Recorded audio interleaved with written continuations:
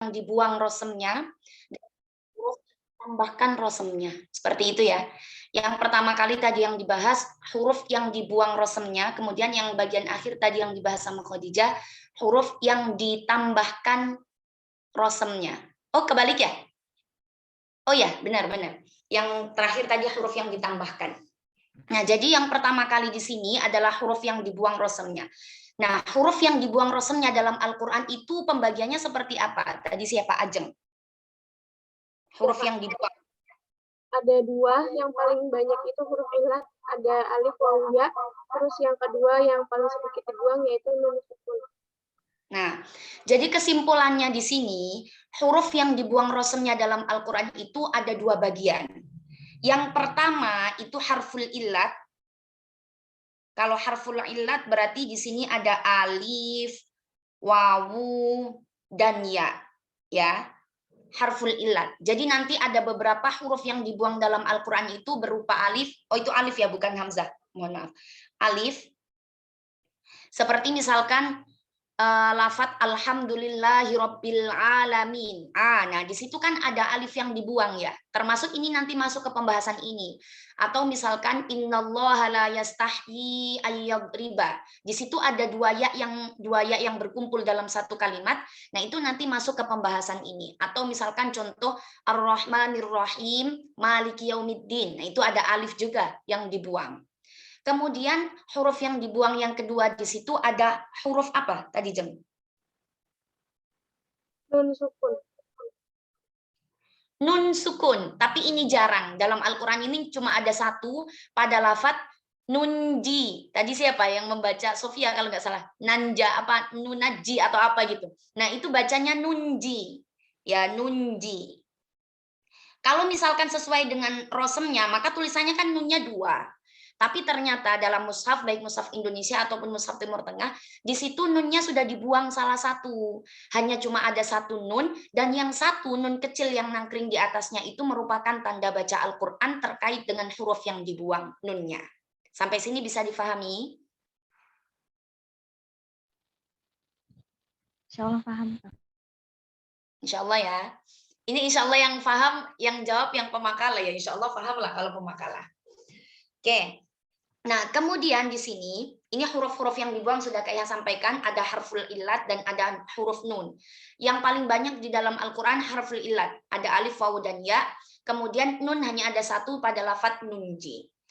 Nah, sekarang sebab akibat dari pembuangan huruf yang dibuang, sebab akibatnya atau alasannya, kenapa sih sampai ada huruf yang dibuang dalam Al-Quran itu? Nah, coba alasan yang pertama apa, Ajeng? Itu karena berkumpulnya dua huruf yang sama. Karena ada dua huruf yang sama berkumpul dalam satu kalimat. Berarti kalau bahasa Arabnya itu ijtima'ul harfain atau ijtima'ul mislain bisa juga. Artinya di sini dalam satu kalimat ada dua huruf yang sama. Misalkan alif sama alif, atau misalkan ya sama ya, atau wawu sama wawu. Ingat ya, yang hurufnya yang sama di sini ya terkait dengan huruf yang dibuang, yakni kalau nggak alif, wawu, ya ya. Seperti itu. Jadi ijtima'ul mithlain, yang dimaksud mithlain di sini bukan semua huruf yang ada persamaannya bukan, tapi alif, wawu, dan ya. Kita kembalikan lagi ke huruf-huruf dari yang dibuang tadi. Ada alif, wawu, dan ya.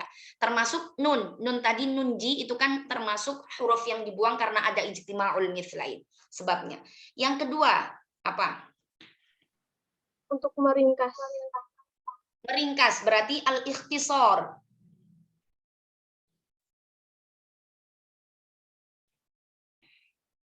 Al-ikhtisor artinya meringkas. Di sini fungsi atau sebab atau alasan adanya huruf yang dibuang seperti contoh Rabbil Alamin, Ar-Rahman, Ar-Rahim. Itu fungsinya untuk al-ikhtisor, meringkas. Di situ tidak ada dua huruf yang sama, tidak ada huruf pengganti juga, tapi dibuang berarti itu fungsinya ikhtisor. Begitu ya. Kemudian alasan yang ketiga. Yang ketiga adanya pengganti dari huruf yang dibuang. Nah, adanya pengganti.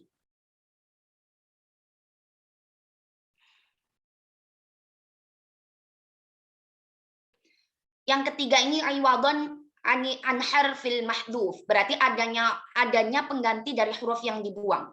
Berbeda ya, berbeda dengan halnya misalkan ijtima'ul mithlain, berarti ada alif sama alif dalam satu kalimat, atau wawu sama wawu dalam satu kalimat, atau ya sama ya dalam satu kalimat. Itu kalau ijtima'ul mithlain. Tapi kalau al-ikhtisar untuk meringkas dari sebuah huruf tersebut. Tapi kalau adanya pengganti dari huruf yang dibuang, itu meskipun ada alif, wawu, dan ya yang dibuang, di situ ada pengganti tempat dari huruf yang dibuang. Seperti contoh lafadz as-sholata.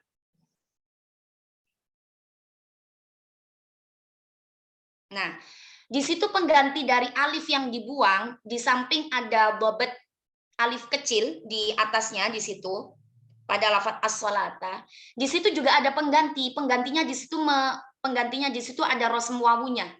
Nah, itulah yang dimaksud dengan alasan yang ketiga, adanya pengganti dari huruf yang dibuang. Nah, seperti lafadz as-sholata, az-zakata. Nah, itu salah satu contoh dari alasan yang ketiga. Sampai sini bisa difahami ya, bahwa di sini sebab-sebabnya ada tiga, ijtima'ul mithlain, atau al-ikhtisar, atau iwadun an harfil mahdhuf. Adanya dua huruf yang sama dalam satu kalimat, untuk meringkas, dan adanya pengganti dari huruf yang dibuang. Sampai sini bisa difahami sebelum kita mulai satu persatu dari subbabnya? Insya Allah, Kak. Insya Allah. Sekarang kita ke poin yang pertama, ijtima'ul mithlain. Ya, berarti yang poin pertama berarti ijtima'ul mithlain. Ketika ada dua huruf yang sama dalam satu kalimat berkumpul, seperti contoh apa tadi, Ajeng? Taro'a an-nabiyina. Ya, taro'a jam'an. Penulisannya seperti ini, taro'a. Ini kalau misalkan belum di apa namanya, belum di mahdhuf atau belum dihapus loh ya.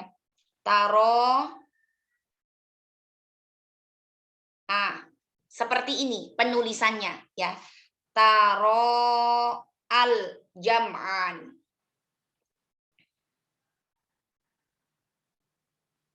Di sini ada dua huruf yang sama dalam satu kalimat. Hurufnya di sini adalah alif pertama pada yang bertempat setelah harfur ro, yang menjadi alif dari fa fi'ilnya tafa'ala berarti kan. Nah, di situ alif yang pertama, kemudian alif yang kedua yang berada setelah huruf hamzah yang bagian belakang di dalam kalimatnya. Berarti ini masuk pada pembahasan ijtima'ul mithlain fi kalimatin wahidah. Sama-sama dua-duanya dibaca dengan sama-sama dua-duanya alif, dan dua-duanya salah satunya ada yang berharokat, salah satunya ada yang hidup. Seperti itu. Nah, di sini dihapus salah satunya, rumusnya ketika ada dua huruf yang sama berkumpul dalam satu kalimat, baik alif, wawu, atau ya, maka salah satunya harus dihapus. Itu sudah kesepakatan seperti itu ya rumusnya. Nah, nanti yang akan menjadi perdebatan itu, apakah yang dihapus itu alif yang pertama, atau yang dihapus itu alif yang kedua. Bagaimana, Ajeng?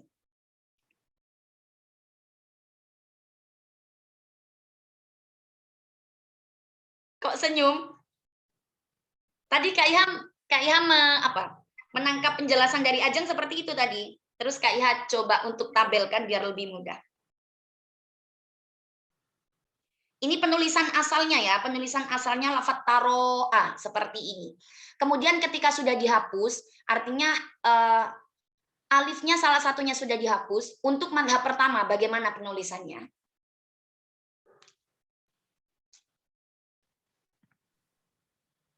Penulisannya itu taro'a, itu tetap ada sih Kak, apa namanya, alif-alifnya, cuman tanda benderanya itu ada di hamzah. Nah, berarti yang pertama ini yang dihapus yang pertama atau yang kedua? Yang pertama ya Kak. Yang pertama. Kalau yang pertama berarti penulisannya begini.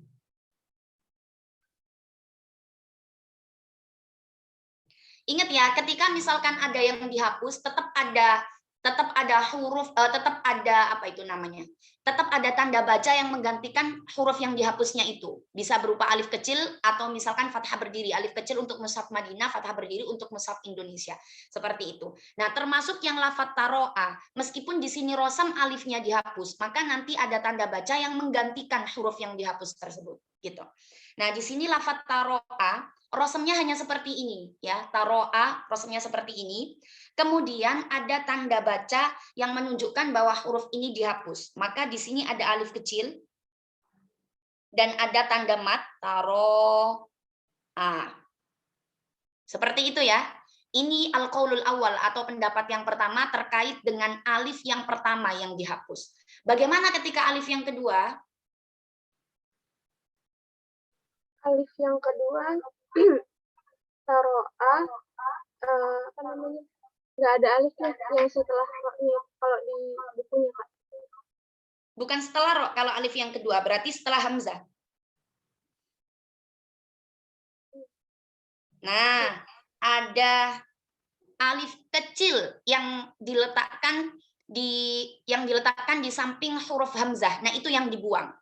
Nah, yang kita terapkan dalam Al-Qur'an, baik Al-Qur'an Indonesia maupun Al-Qur'an Timur Tengah, yang pertama, yang dibuang adalah yang pertama. Coba bisa dicek di Qur'annya masing-masing, falamma tara al-jam'an, di situ yang dibuang itu yang alif yang pertama, ijtima'ul mithlain, tapi alif yang pertama yang dibuang. Begitu, bisa dicek di Al-Qur'annya masing-masing. Ini yang ijtima'ul mithlain contoh yang pertama. Nah, contoh yang kedua seperti apa?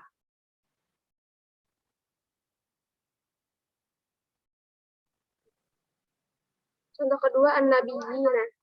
Nah, an-nabiyyina contoh kedua. Ini Kak Iha tuliskan rosem aslinya. Nabiyina, begitu kan? Nabiyina, yaknya ada dua. Nabiyina. Nah, seperti itu pokoknya. Lah, kemudian ini juga sepakat ketika pokoknya ada dua huruf yang sama dalam Al-Qur'an, baik alif, wawu atau ya, maka di situ sudah sepakat menghapus salah satunya. Yang diperdebatkan itu yang dihapus yang pertama atau yang kedua. Tapi kalau untuk menghapus itu memang sudah menjadi sebuah teori dalam ilmu dhabt. Tapi kalau yang dihapus pertama dan kedua itu yang menjadi perbedaan. Nah, ketika dihapus yang pertama, an-nabi, kurang ringginya, kurang giginya, sebentar.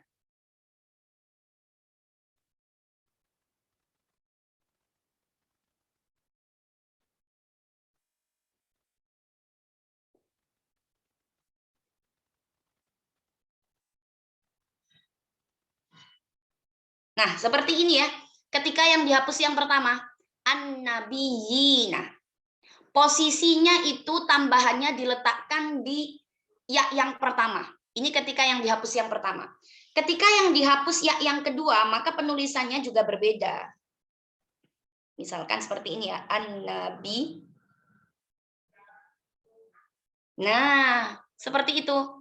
Yang di atas ya-nya itu tanda harful mahdhuf berupa ya, diletakkan di ya yang kedua. Tulisannya antara yang pertama dan yang kedua. Ketika dihapus yang pertama, maka harful ya-nya yang dibuang itu diletakkan di posisi yang pertama.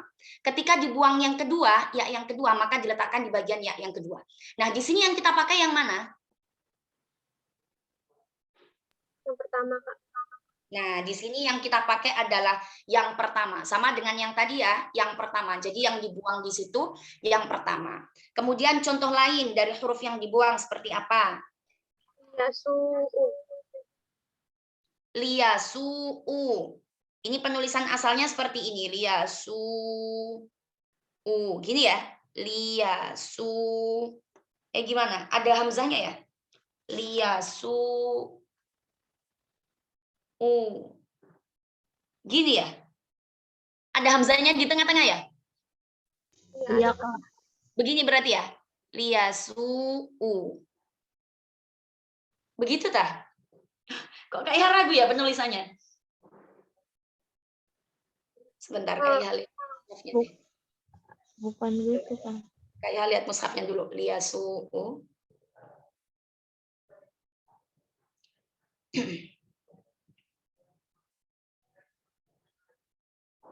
Oh ya, benar-benar seperti tadi Kak Iha tulis. Berarti habis sin, wawu, kemudian hamzah, kemudian wawu. Ya, penulisannya seperti itu.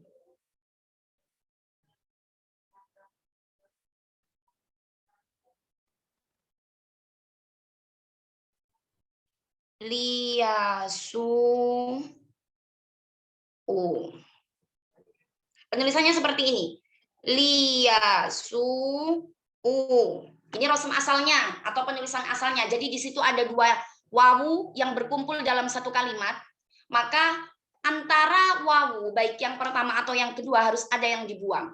Maka ketika yang dibuang yang pertama, maka penulisannya begini. Liyasu, karena wawunya sudah dibuang, jadi otomatis hamzahnya sudah ada tempat ya. Tidak ditulis misalkan sunya sendiri, kemudian unya sendiri, enggak. Karena di sini wawunya sudah dibuang, maka hamzahnya sudah ada tempat yang menunjukkan arti tempat yang menggabungkan antara hamzah ke sin. Jadi penulisannya jadi seperti ini. Liyasu'u. Nah,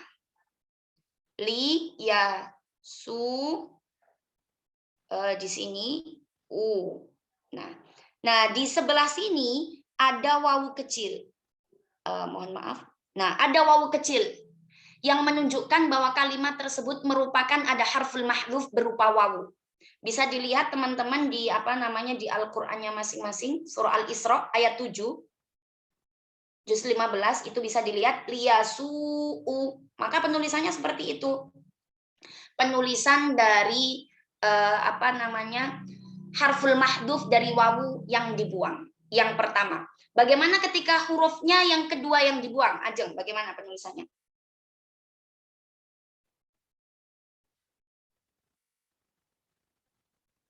Gini. Ya. Liyasu'u. Nah, di sini ada wawu kecil yang menunjukkan adanya harful mahdhuf atau huruf yang dibuang pada dua wawu yang berkumpul dalam satu kalimat. Nah, yang kita terapkan yang mana? Yang pertama, Kak.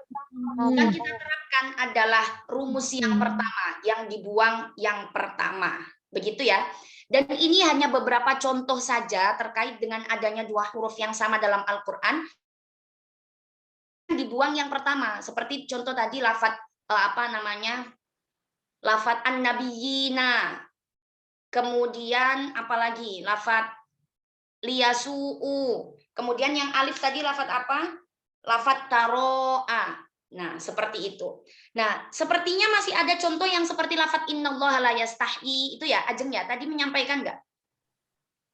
Enggak. Tadi ilmun sama wuri'ah.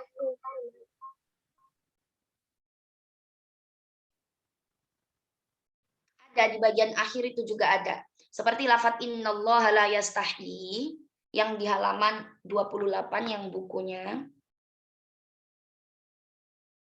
Penulisannya kan seperti ini. Innallaha la yastahi.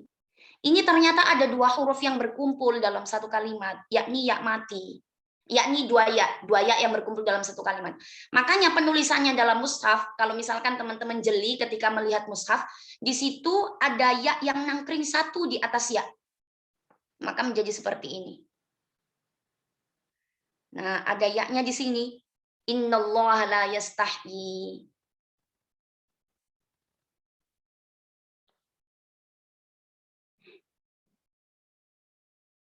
Sama ya? Tapi ini bisa kelihatan ya yang la yastahi yang warna biru? Enggak ada. Warna merah, Kak.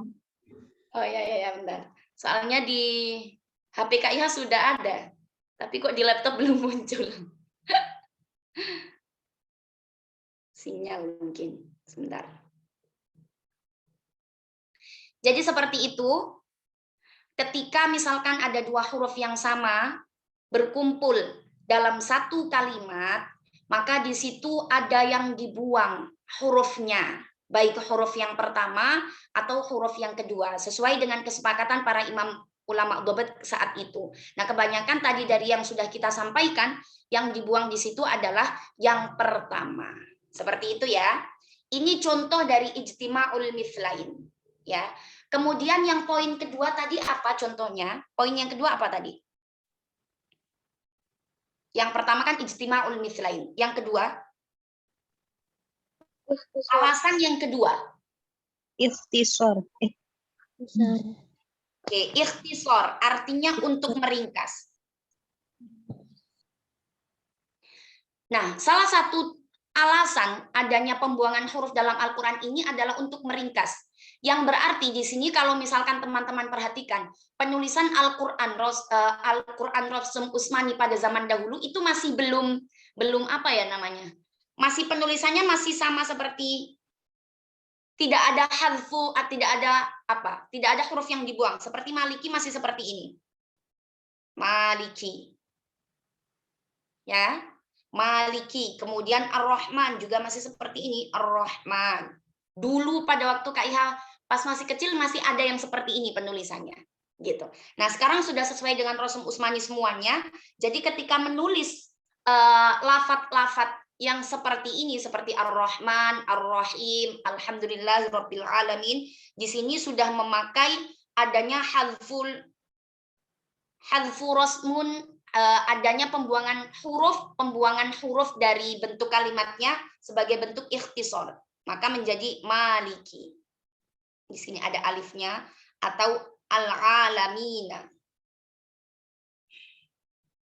Ini tidak sebegitu susah kalau terkait dengan alasan yang kedua atau penyebab yang kedua adanya pembuangan huruf. Insya Allah paham ini kalau yang ikhtisor. Kemudian yang alasan ketiga. Apa alasan ketiga tadi?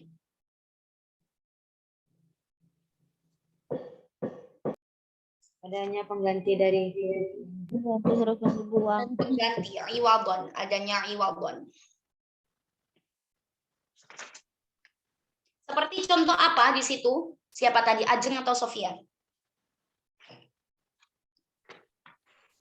Contohnya salata.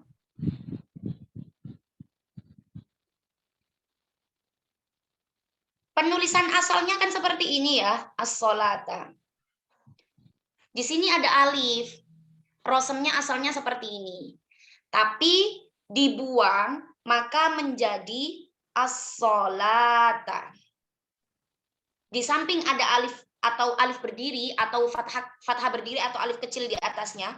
Di sini juga ada mohon maaf tempatnya bukan di sini. Di sini juga ada pengganti dari huruf yang dibuang. Nah, peletakan huruf yang dibuangnya harus di atas huruf penggantinya. Maka dibacanya seperti ini. Maka penulisannya seperti ini. Di atas wawunya. Begitupun lafadz az-zakata, as-salata, an-najata, apalagi. Banyak di Al-Quran ini. Nah, ini juga dibahas di pembahasan yang muskilatul kalimat, di pembahasan Maisurah bahwa lafadz as-salata, az-zakata tidak dibaca as-salawata atau az-zakawata, an-najawata, tidak dibaca seperti itu. Karena ini hanya sebagai huruf pengganti dari huruf yang dibuang saja, bukan bentuk asal dari kalimatnya, wawu itu. Begitu ya. Ini terkait dengan huruf-huruf yang dibuang. Sampai sini ada yang ditanyakan? Jadi kelompok besarnya atau pembahasan besarnya huruf yang dibuang itu ada dua, harful illat, alif wawiyah, dan huruf nun. Ya, huruf nun ini hanya ada satu. Oh, ada lagi pada lafadz lata manna di situ. Ada asalnya rosemnya itu lata manuna, berarti di situ ada dua nun yang berkumpul dalam satu kalimat. Kemudian alasan adanya dibuang itu ada tiga. Yang pertama dikarenakan adanya perkumpulan dua huruf yang sama dalam satu kalimat. Alasan yang kedua karena untuk yang dibuang. Alasan yang ketiga karena ada pengganti dari huruf yang dibuang. Jadi ada perbedaan ya antara alasan yang ketiga sama alasan yang pertama. Soalnya dari kelas lain masih ada yang menanyakan kok seperti sama? Enggak, kalau yang poin yang ketiga ini ada penggantinya. Artinya huruf yang dibuang alif, di situ ada pengganti dari huruf alif yang dibuang yakni wawu. Seperti itu. Kemudian permasalahan terkait dengan pembuangan huruf seperti ijtima'ul mithlain, di situ ada yang memperdebatkan terkait dengan pembuangan harful awal atau harful tsani. Tapi kebanyakan yang kita pakai di situ pembuangan huruf yang pertama. Jadi misalkan ini, misalkan teman-teman Kak Iha minta praktik buat mendeskripsikan terkait dengan adanya syakel atau tanda baca Al-Quran dalam mushaf. Kemudian teman-teman melihat ada dua huruf yang sama dalam Al-Quran seperti lafadz innallaha la yastahi. Nah, itu kenapa itu? pada lafaz innallaha la yastahi, di ya-nya di situ kenapa ada harful mahdhuf atau ada huruf yang dibuang? Maka alasannya ikut ijtima'ul mithlain sesuai dengan tadi yang sudah Kak Iha sampaikan. Sebenarnya ini kan teori, kemudian kita praktikkan dalam mushaf atau kita praktikkan dalam Al-Qur'an, itu gunanya biar teman-teman bisa menjelaskan ternyata dhabit itu tidak hanya untuk ditempel-tempelkan saja atau diletakkan saja, tapi ada alasannya masing-masing. Begitupun ketika ada tasydid, ada tanwin, ada fathah berdiri, ada fathah berdiri atau alif kecil, ada wawu yang sebagai harfuz zawaid, ada alif yang sebagai harfuz zawaid, itu juga fungsinya masing-masing. Begitu ya. Ini masih satu pembahasan terkait dengan huruf yang ditambahkan rosemnya, begitu. Nah, nanti pembahasan yang kedua di sini huruf yang ditambahkan tadi yang dibuang ya, mohon maaf, tadi yang dibuang. Nah, kalau yang sekarang ini huruf yang ditambahkan rosemnya atau fi kaifiyati dhabti mazida rosman, bahasa Arabnya seperti itu. Kita lanjut dulu aja ya ke huruf yang ditambahkan ya, biar nanti enak teman-teman diskusinya. Nah, begitupun ketika huruf yang ditambahkan dalam Al-Quran. Tadi kan huruf yang dibuang ada alif waw ya, kemudian ada nun. Huruf yang ditambahkan dalam Al-Quran itu ada apa saja, Khadijah? Zida Rosman. Ada alif, ya, dan waw dan ya. Nun nggak ada? Nggak ada, Kak. Nah, jadi perbedaannya ketika huruf yang ditambahkan itu hanya ada 3. Alif, wawu, dan ya. Tapi kalau misalkan huruf yang dibuang itu ada 4 tadi pembagiannya. Seperti itu ya. Jadi huruf yang ditambahkan dalam Al-Quran ada alif, wawu, dan ya. Yang berarti bagaimana sih kalau misalkan ada huruf yang ditambahkan? Keberadaan alif, wawu, dan ya yang nanti akan menjadi zaidah atau yang akan menjadi huruf tambahan itu tidak berfungsi. Hanya sebagai tambahan saja. Ketika misalkan diletakkan dalam sebuah kalimat, itu juga tidak ada bunyinya atau tidak berfungsi dibaca panjang atau dibaca panjang untuk alif atau wawu dan ya, seperti itu. Kemudian kalau di sini, kalau tadi yang huruf yang dibuang rosemnya itu tandanya dengan mengganti huruf yang dibuang. Ada yang seperti itu ya, misalkan huruf yang dibuang alif, maka di situ ada alif berdiri atau alif kecil, fathah berdiri atau alif kecil, begitupun ya, ada yang ya yang diletakkan di atas huruf yang dibuang, atau begitupun dengan nun, seperti itu. Nah, bagaimana tanda di sini yang diletakkan atau tanda baca yang diletakkan ketika ada huruf yang ditambahkan? Gimana, Khadijah? Diberikan tanda bulatan kecil di atas huruf tambahan tersebut, Kak. Sepertinya ada 2 madhab, ada 2 pendapat. Tidak hanya bulatan kecil saja.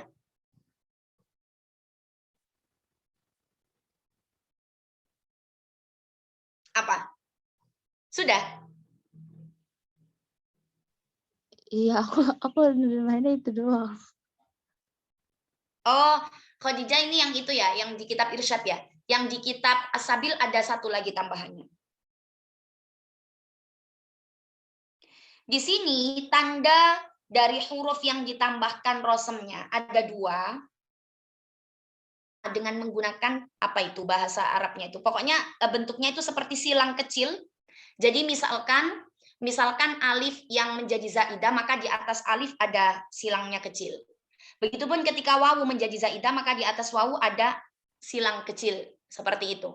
Begitupun ketika ya, di atas ya maka ada silang kecil. Ini pendapat yang pertama. Meskipun pendapat ini dhaif, tapi ketika kita menjelaskan kita harus tetap menyebutkan bahwa di sini ada 2 pendapat terkait dengan pembubuhan tanda huruf yang ditambahkan. Pendapat yang pertama ada yang menyebutkan dengan silang kecil seperti X kecil, tapi di situ qaulun dhaif. Pendapat yang kedua yang tadi disampaikan sama Khadijah, bahwa tanda baca Al-Quran untuk huruf yang ditambahkan itu dengan tanda bulatan kecil. Seperti itu ya Khadijah ya? Iya, Kak. Bulatan kecil.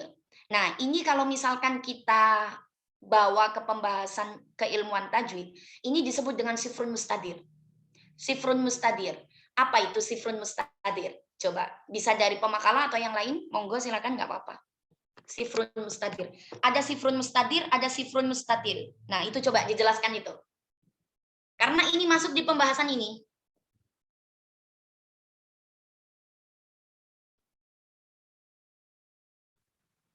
Kok sepi ya? Sifrun mustadir itu dibaca kalau ada tanda sifrun mustadir dibaca pendek, baik wasol maupun wakof. Kalau sifrun mustatil? Kalau sifrun mustatil dia dibaca pendek ketika wasol, dibaca panjang ketika wakof. Nah, seperti itu. Jadi permasalahan terkait dengan huruf yang ditambahkan rosmnya itu terkait dengan sifrun mustadil dan sifrun mustatir. Sifrun mustadir dan sifrun mustatil. Kalau sifrun mustadir, baik ketika wasol maupun wakof, maka tambahan dari setiap hurufnya di situ tidak terbaca. Misalkan misalkan huruf yang ditambahkan alif, wawu, dan ya, kemudian di atasnya ada tanda sifrun mustadir, maka di situ berarti huruf yang ditambahkan di situ tidak berfungsi. Seperti contoh begini.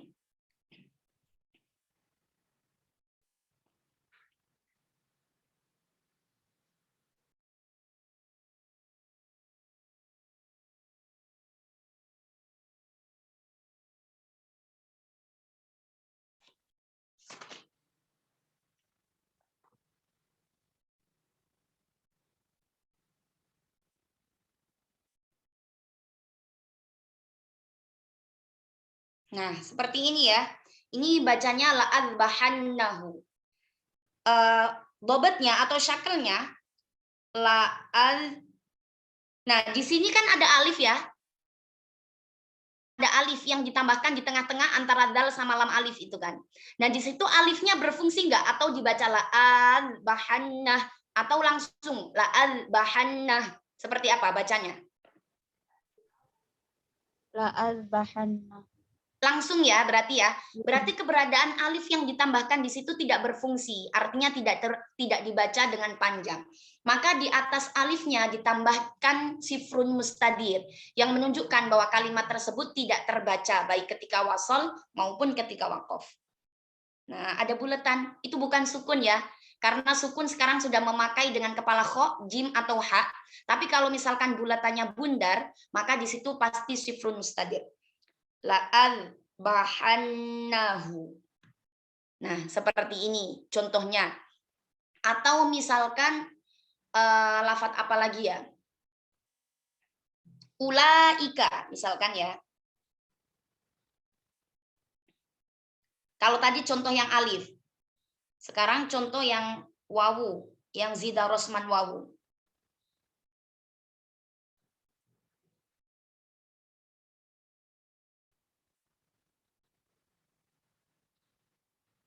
Penulisannya seperti itu. Di sini ada sifrun mustadir yang menunjukkan bahwa kalimat ini tidak terbaca wawunya, artinya sebagai zaidah saja atau tambahan. Di sini ada ulaika. Maka membacanya bukan dibaca ulaika. Wawu di situ hanya sebagai zaidah dan ditandai dengan adanya sifrun mustadir di atasnya. Ini bagian dari pembahasan ini. Contohnya apa lagi?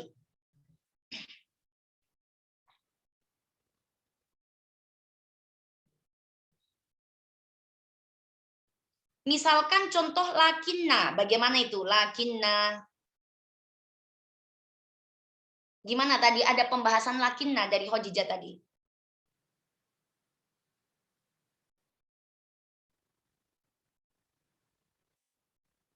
Gimana? Lakinna, inna, layakuna, liyakuna, tadi ada gitu sepertinya. Iya, Kak. Gimana ini? Apa ini sifrun mustadir? Bukan. Bukan, tapi apa ini?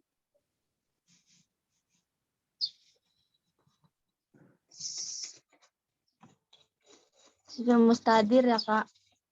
Enggak, itu lakinna itu sifr mustatil. Nah, di sini sifrun mustatil pada lafadz lakinna, inna, terus apa lagi tadi disebutkan di situ? Azununa, ar-rasula. Nah, seperti yang disebutkan di sini sifrun mustatil, maka di sini ada bulatan lonjong atau bulat lonjong. Maka ketika misalkan ada bulat lonjong seperti ini, maka ketika diwasolkan, maka tidak ada ada huruf alifnya di sini tidak terbaca. Lakinnahu Allah misalkan ya. Tapi kalau misalkan diwakafkan, maka di sini ada lakinna, nanya panjang di sini. Gitu ya.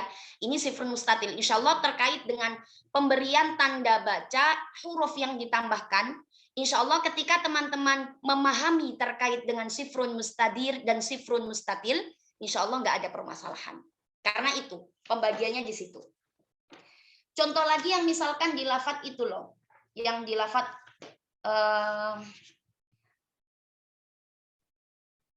apa ini namanya? Yang ada perkumpulan sifrun mustadir sama mustatil itu loh, apa sih? Qawariro, kanat qawariro. Nah, itu kan penulisannya ada berkumpul sifrun mustadir sama mustatil.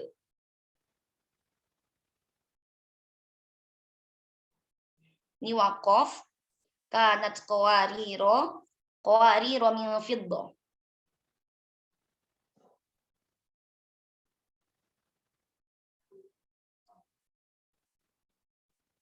Meskipun di situ sama-sama tambahannya alif di situ, maka tapi di sini bentuk sifrunnya atau bentuk tambahannya berbeda. Kalau yang qawariro yang pertama di sini pakainya mustadir atau mustatil? Mustadir. Mustadir benar? Yang qawariro yang pertama? Mustatil ya, Kak. Mustadir ya, Kak. Qawariro. Mustatil. Qawariro.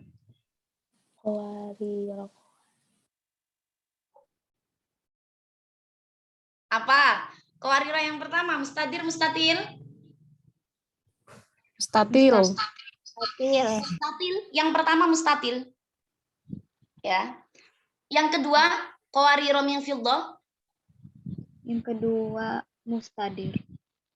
Mustadir. Yang kedua mustadir, bulatan kecil.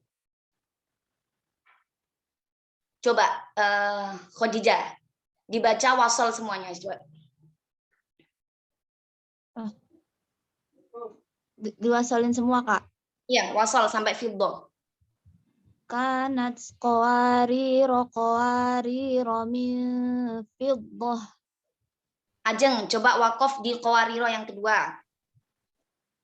Kanat qawariro qawarir. Coba Sophia, wakof di qawariro yang pertama. Kanat qawariro. Nah, seperti itu perbedaannya ya. Perbedaannya terkait dengan sifrun mustadir dan sifrun mustatil dan sifrun mustadir dalam Al-Qur'an. Bulat bundar sama bulat lonjong yang biasanya kita pakai pada huruf yang ditambahkan rosemnya. Dan ketika misalkan sifrun mustadir atau bulat bundar atau yang disebutkan di sini Mazidah Rosman yang bulat bundar sifrun, di situ tidak terbaca baik wasol maupun wakof. Tapi ketika sifrunnya sifrun mustatil, maka di situ dibaca ketika wakof saja. Ketika wasol maka tidak dibaca. Seperti itu ya. Mungkin itu penjelasan dari KIH terkait dengan dua pembahasan, baik huruf yang ditambahkan rosemnya atau huruf yang dihapus rosemnya. Silakan. Ini di kelas ini kurang berapa pertemuan ya? Untuk syakel? 1 kayaknya. 1, Kak. 1, berarti besok ini ya? Ya udah. Kalau misalkan ya nggak apa-apa. Ya berarti kurang 1 pertemuan terkait dengan pembahasan alif lam dan pembahasan alif lam dan pembahasan lam alif kalau nggak salah. Baru kemudian nanti kita UTS ya. Karena kelas lain sudah selesai UTS, tinggal kelas ini aja yang belum UTS gitu. Nanti UTS-nya terkait dengan UTS-nya, insya Allah nanti teman-teman merangkum dari pembahasan awal keilmuan syakrul dobet, mulai dari pengertian, tujuan, pokoknya dari awal makalah sampai dengan makalah yang yang nanti yang besok ini, berarti alif lam dan lam alif sampai situ. Biar teman-teman ada rangkuman kecil terkait dengan pembahasan syakrul dobet. Setidaknya kalau misalkan tidak bisa secara utuh menyerap keilmuan ini, setidaknya ada 2 atau 3 pertemuannya lah yang sekiranya bisa untuk difahamkan, gitu ya. Kemudian nanti UTS-nya pakai tulis tangan. Soalnya ketika ditulis dalam apa ini namanya? Dalam apa ini? Microsoft Word atau di laptop, itu ada beberapa tanda yang tidak bisa ditulis di situ. Nah, sedangkan di sini kan kita membahas terkait dengan tanda baca Al-Qur'an. Artinya di situ ada tanda-tanda yang memang harus dipakai sendiri atau dibuat sendiri pakai tulisan tangan gitu. Kalau misalkan kita cocokkan di simbol-simbol yang ada dalam apa ini namanya di laptop, itu nggak ada. Ada yang nggak ada. Kalau yang sifrul mustadil sama mustatir itu ada.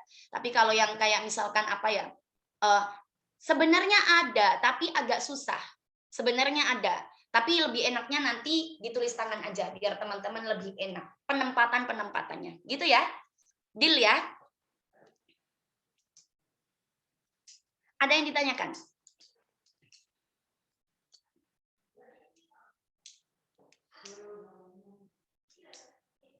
Cukup? Insya Allah nggak seberapa susah di materi yang kali ini. Gimana, Tias? Insya Allah cukup, Kak. Cukup ya, insya Allah mudah juga. Ini kalau hari Rabu teman-teman ada mata kuliah lain nggak kalau hari Rabu? Nggak ada. Nggak ada, Kak. Libur. Oh, berarti hari Rabu full nggak ada? Nggak ada, Libur, Kak. Libur. Oh, libur. Nah, kalau misalkan minggu depan mau masuk lagi, apa keberatan atau enggak?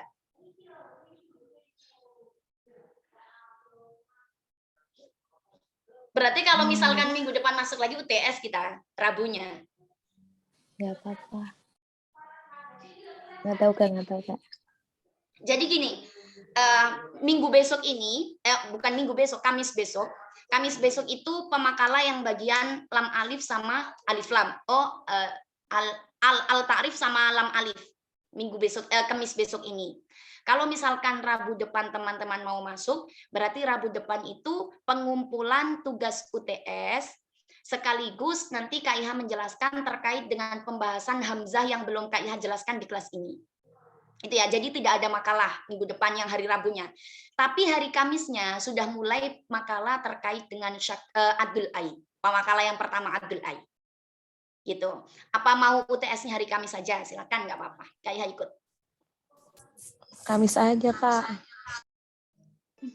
Oh gitu ya. Rabu soalnya hari free gitu ya.